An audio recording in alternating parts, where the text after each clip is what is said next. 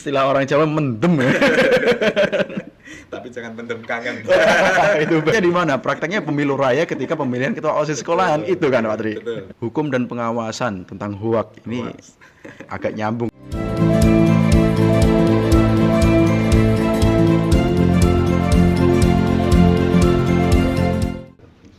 Oke, assalamualaikum warahmatullahi wabarakatuh. Saya ucapkan selamat datang kepada tamu kita ini spesial nih, Semaniska kedatangan tamu spesial, nanti saya kenalkan. Namun sebelum itu saya mau mengucapkan selamat pagi, selamat siang, ataupun selamat malam tergantung jam tayangnya ini nanti jam berapa. Kemudian, oh ya tidak lupa dengan slogan Voice Semaniska nih.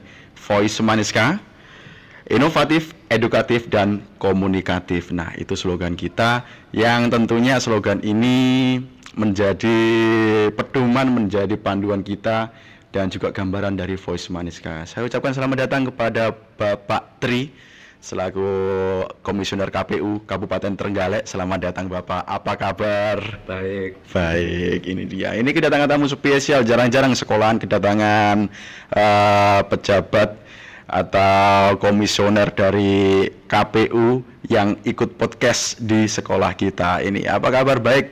Gimana kegiatannya hari ini? Jadi alhamdulillah untuk kegiatan hari ini lancar Mas. Sebelumnya kami ucapkan karena di momentum hari ini kan Hari Guru. Oh ya. Maka dari itu di tahun 2025 ini tentunya kita song-song karena guru adalah teladan Mas. Oke. Jadi kami ucapkan kepada Mas Priyo selaku guru di Terima MSK, kasih, tentunya terima dalam hal kasih. ini, mudah-mudahan di momentum Hari Guru ini bisa menjadi suri teladan. Amin, Baik bagi amin, siswa amin, amin. Yang jenengan setiap hari ajar. Amin. Dan dalam hal ini menjadi suri teladan dan mana nanti dalam hal di Amin. masyarakat juga menjadi suri teladan. Baik, ini juga berlaku kepada Bapak Ibu guru yang mungkin nanti menonton Voice Semaniska. Saya ucapkan selamat Hari Guru buat Bapak Ibu guru di Kabupaten Trenggalek atau khususnya di seluruh Indonesia yang saat ini sedang merayakan kebahagiaan, momen, kemudian proses kita diberi apresiasi itu sepertinya ya 1 tahun sekali ini apresiasi yang kita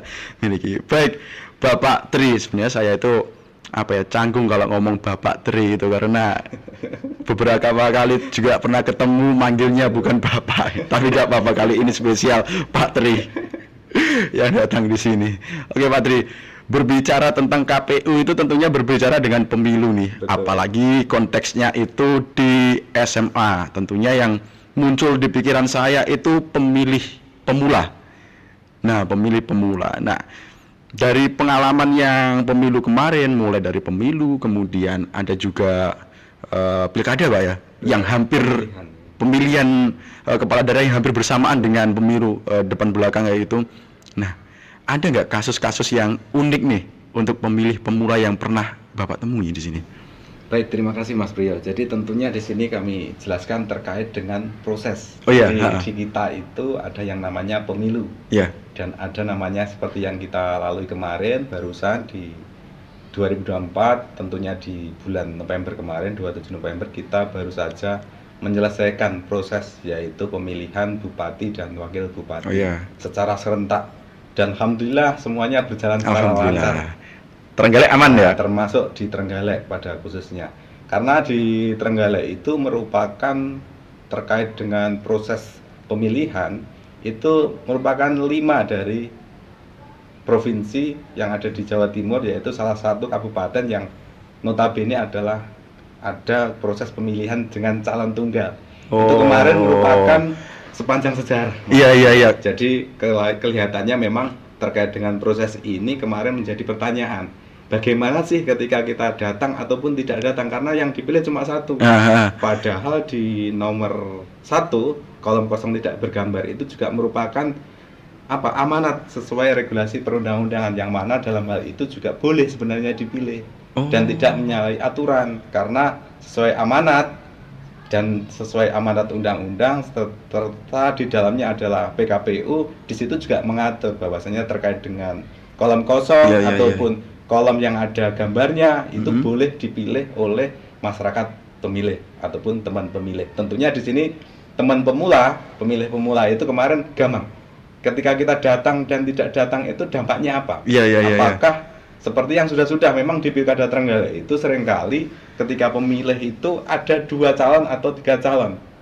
Tapi di Trenggalek kemarin karena salah satu di Provinsi Jawa Timur merupakan calon kosong tidak bergambar atau calon kosong tidak bergambar, ini menjadi upaya kita untuk bekerja keras bagaimana menciptakan partisipasi masyarakat. Karena banyak isu-isu di luar sana yang mengatakan ketika bupatinya tetap, karena yang mana terkait dengan proses pemilihan itu sebenarnya ketika kita menyampaikan bahwa ada 2 kolom kosong tidak bergambar di nomor urut 1, kolom kosong atau kolom yang ada gambarnya yaitu di nomor 2 itu mungkin bisa dipilih secara signifikan, yang artinya tidak menutup kemungkinan kemarin di proses pemilihan secara serentak di nomor 1 itu juga mendapatkan suara yang sangat signifikan di Kabupaten Trenggalek. Mungkin seperti itu. Ya karena misalkan calonnya itu katakanlah calonnya cuma 1 kan ya, lawannya itu calon kosong, kotak kosong katakanlah. Kolom kosong tidak bergambar. Oh, kolom kosong tidak bergambar. Itu kan partisipasi pemilih kalau di angan-angan itu pasti akan menurun. Karena tidak ada perlawanan. Satu itu. Kemudian yang kedua, nanti kalau yang calon kosong tidak bergambar, kolom kosong tidak bergambar itu yang memiliki banyak suara, terus bagaimana kan gitu pertanyaannya nanti. Kan itu. Nah, itu menjadi menarik di pemilu pilkada kemarin itu di Kabupaten Trenggalek, 5 di Provinsi Jawa Timur. Selama adanya pemilu di Indonesia pemilihan bupati. Jadi termasuk yang sudah kita laksanakan itu kemarin kan salah satunya adalah Trenggalek. Seperti kalau Ngawi itu sudah sering kali Mas Priyo. Ngawi sudah sering seperti itu. Di Pilkada Ngawi itu sudah sering kali dengan calon tunggal. Jadi artinya kalau di sejarah Trenggalek itu merupakan pemilihan serentak yang memang pertama kali untuk nuansa tidak ada lawan. Karena kan menentukan ada lawan dan tidak ada lawan. Menentukan bagaimana paradigma mindset seseorang untuk datang ke TPS seperti itu. Itu juga berpengaruh di pemilih pemula juga kan. Kita berpikirnya, ini gimana, ini nggak ada lawannya kok, mau nggak mau ya milih ini kan gitu, logikanya seperti itu. Cuma kejadian-kejadian seperti itu ada pengaruhnya di media sosial nih, Pak Handoko. Pak Tri Handoko, saya sering manggilnya itu Pak Handoko, jadi nggak apa-apa, sama saja Pak Pia. Agak belibet gitu. Jadi sama saja. Jadi saya sebagai guru juga menyimpan nomor anak-anak peserta didik juga. Dia sering share tentang pemilu, share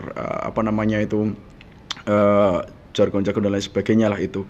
Nah, di media sosial nih yang Pak Tri temui tentang pemilih-pemilih pemula dan lain sebagainya, itu kira-kira mereka itu bermedia sosialnya sudah benar atau masih banyak miss nih tentang kampanye dan lain sebagainya, penyebaran politik praktis dan lain sebagainya itu, Pak Tri? Baik, terima kasih. Mencoba untuk menggali apa yang menjadi konteks terkait dengan pemilih pemula. Iya, benar-benar. Jadi kalau di SMA kita kan ada kegiatan yang namanya sosialisasi pendidikan pemilih. Di setiap SMA, yang mana berkaitan dengan ini, makanya kita membawa misi baik ini bagaimana untuk mengoptimalkan peran serta pemuda. Dalam hal ini adalah teman-teman yang masih di bangku SMA. Nah, tentunya dalam hal pemilih pemula ini adalah salah satunya yang seperti yang kita jelaskan, yaitu salah satunya adalah orang yang usianya baru 17 tahun. Kan dimungkinkan di teman-teman pemilih pemula di SMA 1 Karangan ini ada yang nanti di dalam pendataan data pemilih itu masih akan 17 tahun. Dipotensikan di situ nanti teman-teman ini akan mengalami fase yang berbeda. Jadi fase ini yang sebelumnya belum pernah mempunyai hak suara atau belum bisa secara memilih di TPS, itu nanti akan menjadi gambaran baru. Makanya tujuan kita datang ke sekolah, baik itu di tingkat SMA ataupun di tingkat MA, baik itu tingkat-tingkat derajat atau sepadan, yang itu memungkinkan nanti teman-teman itu untuk lebih menguasai dalam di pemilih pemula. Karena pemilih pemula selain menginjak 17 tahun sesuai amanat undang-undang juga salah satunya yaitu orang yang sudah pernah menikah. Iya, orang yang sudah pernah menikah, Sudah pernah benar-benar. menikah. Tapi Jadi- walaupun umurnya belum 17. Betul. Jadi orang yang sudah pernah menikah. Di situ sesuai ketentuan undang-undang memang orang yang sudah pernah menikah ini menjadi proyeksi kita. Ya, ya, ya. Bagaimana di luar sana kita tidak menutup kemungkinan karena di Trenggalek itu kan medannya secara geografis banyak pegunungan. Ya, ya. Biasanya orang pelosok itu ketika sudah lulus SMP ataupun bahkan belum tamat SMA itu sudah menikah Ya, seperti itu. ya. Nah, itu menjadikan PR. Karena sasaran kita adalah satunya pemilih pemula itu bagaimana untuk mendongkrak Ya, ya. partisipasi terkait dengan pemilih seperti itu. Nah, teman-teman dengar ini. Jadi kalau teman-teman itu usianya di bawah 17 tahun, itu belum bisa milih. Cuma persiapan aja, cari pengetahuan yang lebih banyak. Tapi kalau umurnya usianya 17 tahun, itu baru boleh memilih kan. Termasuk yang sudah pernah menikah. Dan walaupun umurnya belum sampai 17 tahun, tapi kalau sudah menikah, itu juga bisa mencoblos. Termasuk gini Mas Priyo, untuk mutasi biasanya kan ada anggota sipil, mungkin dari SMA sebelumnya menjadi warga sipil, Ya. warga biasa, artinya belum. Ketika nanti jadi TNI Polri, Oh, itu secara otomatis oke. hak pilihnya itu kan juga tidak ada. Oke, Artinya oke, paham. netral Ya, ya, secara ya, ya, ya, ASN karena ya. TNI Polri. Nanti ketika sudah purna, Baru sebaliknya, baru boleh. nanti di pendataan akan menjadi segmen pemilih pertama. Benar-benar. Seperti Jadi itu. kalau lulus SMA kemudian keterima di Polri atau di TNI itu udah tidak boleh menyoblos karena netral itu Netral, tadi. ya. Tapi kalau sudah purna umur 65 atau berapa sudah purna itu baru bisa Betul. mencoblosnya. Oke, ini pengetahuan yang sangat penting teman-teman untuk pemilih pemula terutama nih. Nah, kemudian pertanyaan lagi Pak Tri. Nah, sebenarnya sekolah itu bisa kan memberikan pendidikan pemilih pemula atau pendidikan pemilu lewat, nah di sekolah itu kan pasti ada serangkaian pemilihan ketua OSIS, MPK. Itu pernah ada nggak sekolah di Trenggalek itu yang pernah koordinasi meminta bantuan dari KPU untuk memberikan pelatihan agar siapa yang jadi KPU sekolah, siapa yang jadi TPS-nya itu bisa berjalan dengan baik, Pak Tri. Baik, terima kasih Mas Priyo atau Pak Priyo. Ini tentunya karena muda ini saya panggil Mas. Jadi terkait dengan panggilan ini sebenarnya biar kita tidak canggung itu bagaimana enaknya. Nah. Seperti saya misalkan Mas Priyo. Jadi ketika saya sering dipanggil Kang Tri ataupun Pak Ndoko ataupun Pak Triandoko dan Iya. sebagainya, pasti saya akan menyapa. Artinya bahasa-bahasa untuk mempermudah percakapan itu menjadikan momentum bagaimana kita untuk menjalin sebuah komunikasi. Yang seperti penting itu. pemanggilannya benar Pemanggilan namanya benar, ya. seperti itu.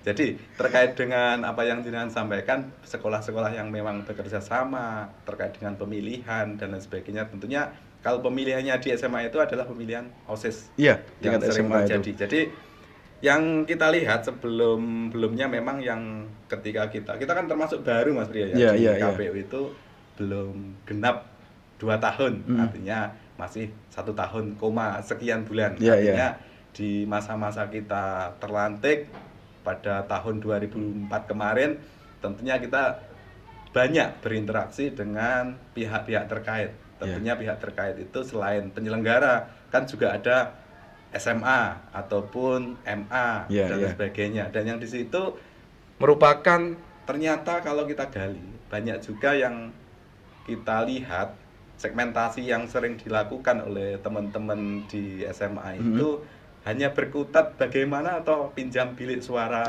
Yang sering kan seperti itu. Jadi tidak secara utuh. Iya. Artinya secara utuh itu ketika ada bilik dan bagaimana prosesnya, karena kita di KPU adalah penyelenggara, sekedar informasi saja Mas Priya, untuk penyelenggara pemilu sebenarnya bukan hanya KPU benar. Ada teman Bawaslu, ada teman DKPP seperti itu. Yang artinya semua mempunyai peran yang berbeda-beda sesuai tupoksinya seperti itu.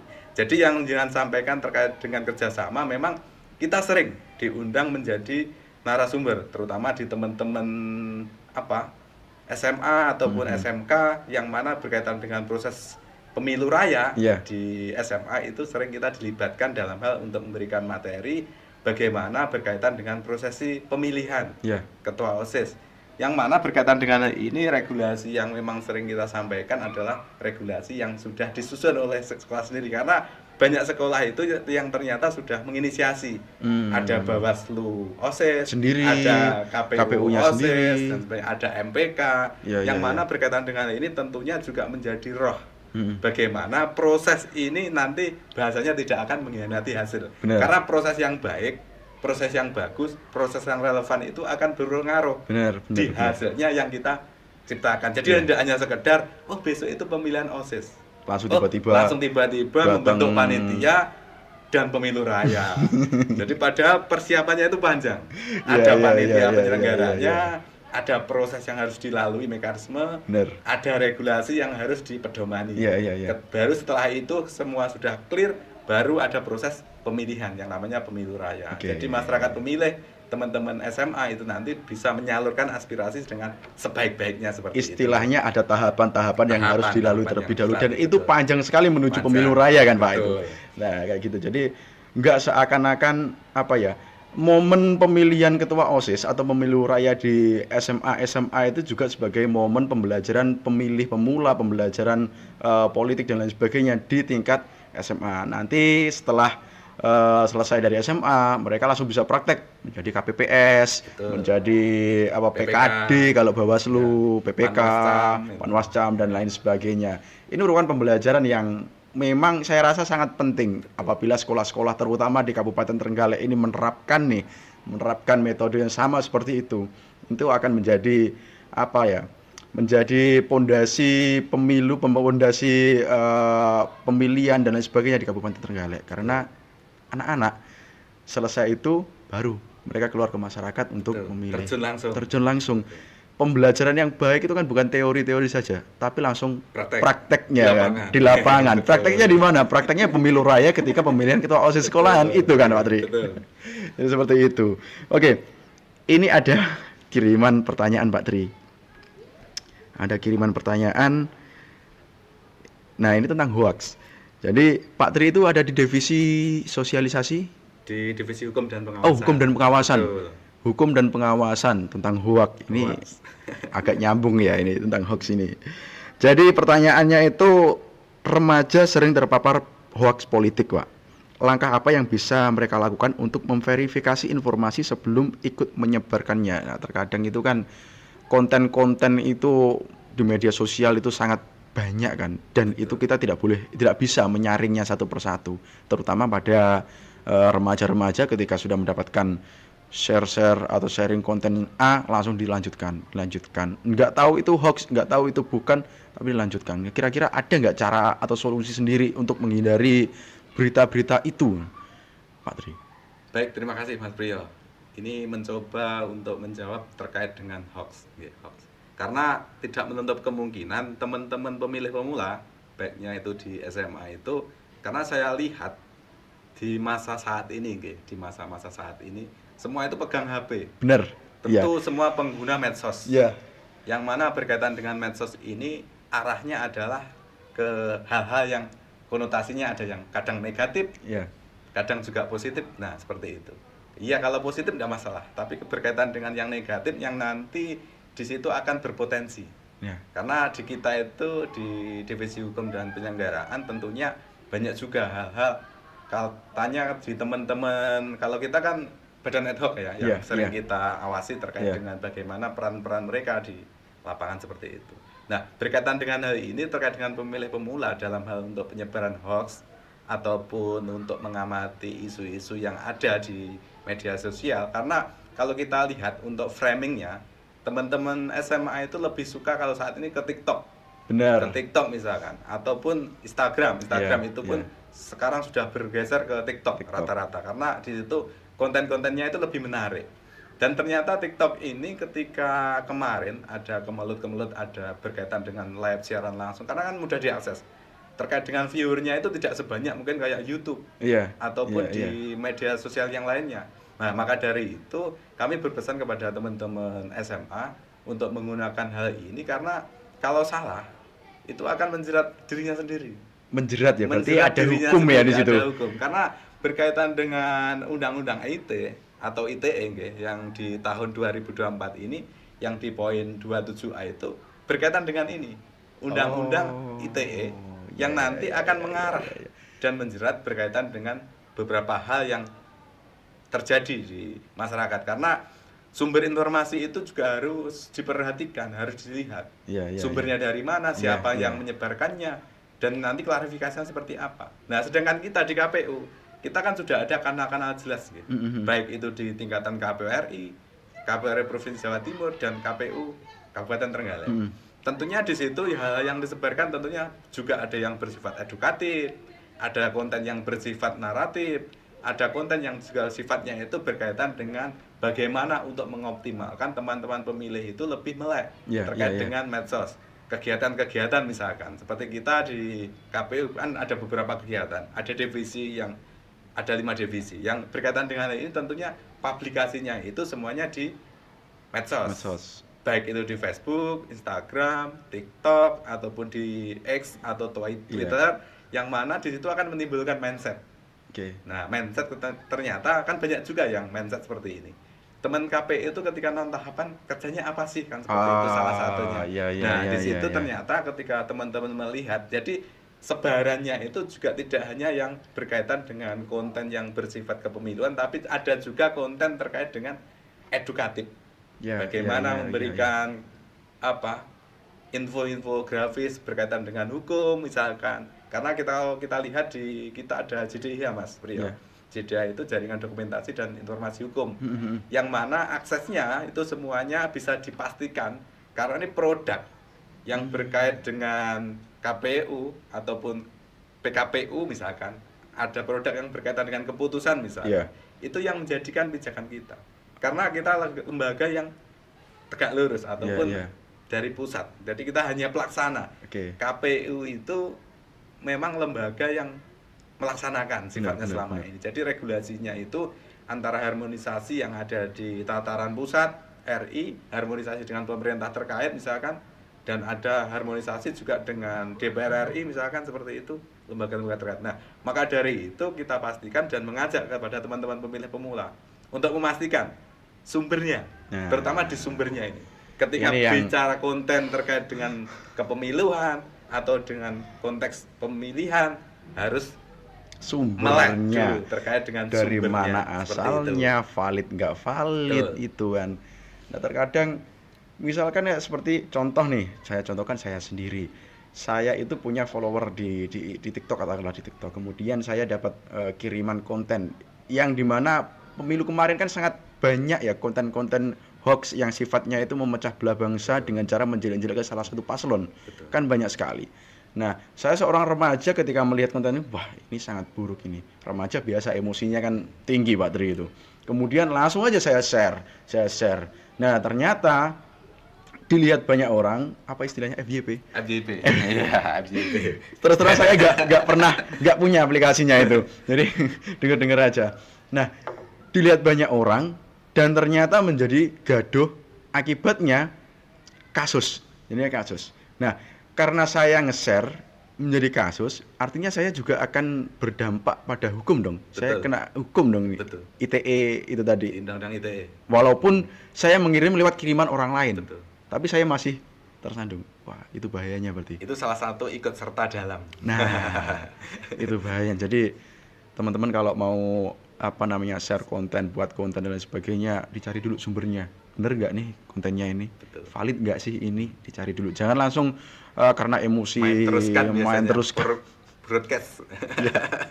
Main terus kan grup keluarga. Ya, teman-teman Facebook seperti itu. Ini sangat berbahaya ini. Nah, kemudian nih, ini berbicara tentang perpecahan. Ketika nggak bisa kita pungkiri karena entah itu fanatisme, entah itu keberpihakan kepada salah satu paslon, segala cara itu pasti akan dilakukan. Bagaimana caranya agar paslon lawan itu bisa kalah, istilahnya elektabilitasnya itu bisa menurun, ya kan, agar Betul. paslon yang kita dukung itu bisa naik. Nah, terkait perpecahan ini saya perkecil lagi lingkupnya di sekolah nih. Misalkan nih, saya juga nggak bisa memungkiri karena OSIS itu calonnya juga banyak, paslon-paslonnya itu juga banyak, dan pendukungnya pun juga fanatik dan banyak di sekolah itu. Nah, suatu ketika terjadi sebuah olok-olokan, kemudian saling menjelekkan, artinya di sekolah itu nanti akan terjadi perpecahan. Nah, pengalaman yang pernah Pak Tri lakukan nih untuk menghindari itu? Selain tadi saya mendengarkan kan KPU melawan konten-konten negatif, konten-konten hoax dengan cara ngasih konten-konten edukatif, ya kan, sosialisasi dan lain sebagainya. Bagaimana Pak Tri caranya itu? Jadi baik, untuk mengonfirmasi apa yang disampaikan Pak Priyo berkaitan dengan perpecahan. Iya. Nah, perpecahan itu sangat mungkin dan sering terjadi. Sering, pasti di kan masyarakat itu. Iya. seperti itu. Nah, kalau kita lihat dalam kerangka yang ada di SMA, memang proses edukasi itu menjadi perlu. Edukasi yang berkaitan, makanya di awal tadi saya menyampaikan bagaimana untuk menciptakan stabilitas yang ada di SMA. Oke. Semakin SMA itu akan sering berkaitan dengan melek politik, Iya. mengundang stakeholder yang berkait, Iya. saya rasa pemilu raya yang ada di SMA itu nanti juga akan menjadi baik Oke. ke depannya, lebih terarah seperti Iya, itu, iya, Mas Priyo. iya. Jadi berkaitan dengan hal ini saya juga menyampaikan yang namanya pemilih pemula ini adalah jiwanya muda semua. Iya. Jiwanya pemuda, masih 17 tahun kan? butuh asupan. Benar. Nah, asupan ini tidak akan ditelan mentah-mentah sebenarnya. Artinya teman-teman itu sebenarnya juga melek dalam hal ini. Asalkan jiwa produktifnya ketika teman-teman di pemilih pemula yang di tingkatan SMA itu akan lebih mengoptimalkan peran. Makanya kegiatan ekstrakurikuler itu menjadi penting. Oke. Salah satunya di kayak pramuka misalkan, terus di PMK ataupun di PMR misalkan, ataupun di teman-teman OSIS, karena ini adalah lembaga organisasi yang memang mencetak kader-kader yang nantinya dibutuhkan oleh bangsa sebenarnya. Jadi tidak menutup kemungkinan dalam hal edukasi ini kita mengharapkan bagaimana teman-teman pemilih pemula itu mengantisipasi. Antisipasi itu bentuknya macam-macam. Jadi edukasi ada juga yang nanti kita juga kan ada pakar juga kan. Biasanya teman-teman SMA itu mengundang para ahli di bidang IT bersosialisasi dan nantinya bagaimana berkaitan dengan undang-undang ITE, bagaimana nanti lebih ke penyebaran informasi publik, isu mana yang dilarang, isu mana yang dibatasi, bagaimana untuk membuka ini, kayak kita kan harusnya lebih tahu dan lebih melek, karena kalau kita ibaratkan beda dengan kerangkanya orang-orang yang sudah menengah ke sana. Jadi kalau orang tua itu menerima di share group, misalkan share group yang sampai tadi sampaikan, grup keluarga misalkan, atau di story, ini bener nggak ya? Klarifikasinya kemana ya? Beda dengan teman-teman muda karena sering didatangi para akademisi. Di SMA itu ada akademisi, misalkan alumni sambang sekolah. Pak Tri nih alumni. Alumni sambang sekolah memberikan edukasi. Alumni menjadi pengusaha misalkan, mengedukasi bagaimana mindset usaha. Alumni yang ada menjadi penyelenggara, baik itu di Bawaslu atau kan KPU dan seperti itu. Itu juga memberikan edukasi. Tujuannya apa? Untuk memberikan kerangka-kerangka berpikir yang memang ke depan itu lebih terarah. Biar teman-teman itu dalam hal untuk mensikapi isu-isu hoax, isu-isu yang tidak diinginkan, bisa mengklarifikasi. Jadi agen of change-nya itu kena. Jadi agen perubahan, bagaimana pemuda itu menjadi agen of change. Agen perubahan yang mana ketika sudah ilmunya sudah penuh akan menularkan ke bapaknya, ke ibunya, ataupun ke pihak keluarga yang lainnya. Itu salah satu bentuk-bentuk mitigasi kalau kita menyebutnya. Jadi mitigasi itu bentuk untuk mengoptimalkan sebelum terjadi, mencegah lebih baik daripada mengobati kan seperti itu. Jadi pencegahan, karena kita juga bentuk pencegahan. Biasanya sebelum ada kasus hukum, ada sengketa dan sebagainya, itu kita memitigasi, memberikan sosialisasi orientasi kepada masyarakat pemilih seperti itu. Tentunya di pemilih pemula seperti itu Pak Priyo. Wah, ini sangat menarik ini. Informasi yang diberikan oleh Pak Tri ini sangat bermanfaat dan sangat lengkap sekali, saya rasa seperti itu. Dan saya baru ingat kalau Pak Tri ini alumni sini ya, alumni SMA Negeri 1 Karangan. Kalau alumni tidak. Oh, bukan kalau Tapi alumni. kalau PPL. saya pernah praktek mengajar di sini. Hampir 6 bulan waktu itu. Jadi hampir setengah tahun. Sifatnya itu juga sudah 6 lama bulan ya, dan dulu saya itu ketua Rombel. Rombel dari kampus yang ada di Trenggalek. Saya itu ketuanya teman-teman PPL yang ada di SMA 1 Karangan seperti itu. Jadi ibaratnya ketika saya sampaikan kemarin di pembina upacara, saya itu seperti pulang kampung kalau ke SMA Negeri 1 Karangan ini. Seperti itu Pak Priyo. 6 bulan ini lama banget Pak Tri. 6 bulan itu waktu yang sedikit. 6 bulan. Kalau saya dulu PPL magang itu cuma 2 bulan, 3 bulan, iya, selesai. 6 bulan itu ya seperti guru di sini. Itu yang menariknya itu. Pantas tadi kalau Pak Tri itu, ayo kita nongkrong di kantin sana. Kantin, loh ini kok tahu Pak Tri ini kantin-kantin lokasi-lokasinya. Ternyata baru ingat pernah 6 bulan di sini sebagai guru PPL ya, magang atau praktek mengajarnya di SMA ini. Oke, pesan untuk teman-teman SMA Negeri 1 Karangan nih sebagai pemilih pemula Pak Tri yang nantinya juga ikut coblosan, pilkada, pemilu, pesannya bagaimana Pak Tri? Baik, terima kasih. Kalau saya boleh berpesan kepada teman-teman ya, ibarat saya itu adalah kakak-kakaknya mereka yang sedang menuntut ilmu di SMA Negeri 1 Karangan. Jadi kalau boleh saya berpesan berkaitan dengan hal kepemiluan ataupun pemilihan, karena sesuai sistem undang-undang baik itu di PKPU tentunya ada 2 hal yang terpisah antara proses pemilu dan pemilihan. Ya. Belum lagi nanti kalau undang-undang MK ini akan diundangkan ketika ada pemilu nasional dan pemilu daerah. Itu akan lebih bahasa-bahasa seperti itu akan lebih kita dengungkan karena kita itu adalah penyelenggara, yang mana berkaitan dengan hal ini tentunya teman-teman di SMA Negeri 1 Karangan itu, kalau menurut saya itu upgrade diri itu tidak hanya dari internal, dari eksternal itu juga sangat lebih dibutuhkan. Tidak hanya di akademisi, karena kalau kita lihat ya, di lembaga-lembaga SMA itu hanya memfokuskan lembaga kerjasamanya itu terfokus, misalkan SMA 1 banyak yang pingin sekolah ataupun pingin menjadi mahasiswa di Universitas Brawijaya misalkan, ataupun universitas yang lainnya ternama di Surabaya atau di mana. Itu hanya skopnya seperti itu.